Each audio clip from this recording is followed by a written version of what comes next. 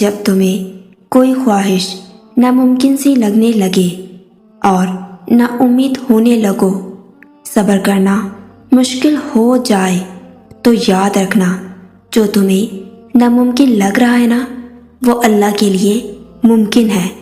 نا امید نہ ہو، یہی تو صبر کرنا ہے، یہی تو اللہ کے کن پر کامل یقین کرنا ہے، یہی تو آزمائش ہے تمہارے صبر کی۔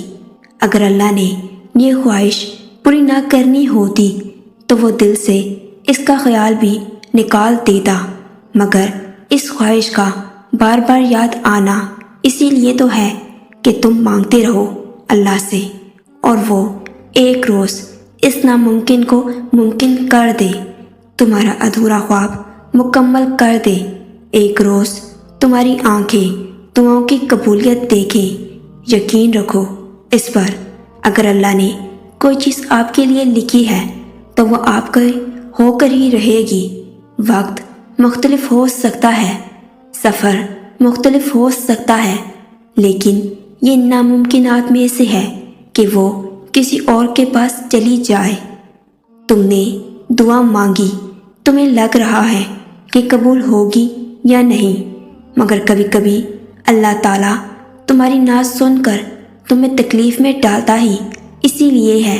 وہ تکلیف ایک وجہ ہوتی ہے اللہ کی طرف سے جو تمہیں صبر کرنے کا حوصلہ دیتی ہے، اور یہی تمہاری دعاؤں کی قبولیت ہے، یہی التجاؤں کا جواب ہے۔ اللہ کا جواب وہ بھی یہی چاہتا ہے، وہ بھی تمہیں دینے کے لیے راضی ہے، وہ بس تمہیں سننا چاہتا ہے بار بار، کیونکہ تمہارا اس کو بلانا اچھا لگتا ہے۔ جب آنسو بولتے ہیں نا اور زبان چپ ہوتی ہے، تب تمہارا رب نصیب میں معجزہ لکھ رہا ہوتا ہے۔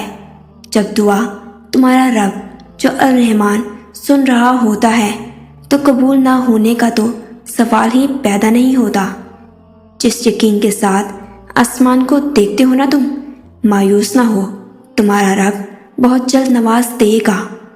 عین ممکن ہے تمہارا صبر تمہیں اس مقام تک لے جائے جہاں تم صرف سوچو اور تمہیں نواز دیا جائے۔ اللہ جب آزمائش میں ڈالتا ہے تو صبر بھی دیتا ہے۔ پھر یہ فکر کیسی؟ اللہ پہ یقین رکھو، وہ اکیلا نہیں چھوڑے گا۔ بہت جلد تمہیں تمہاری ہر دعا قبول ہوتی نظر آئے گی۔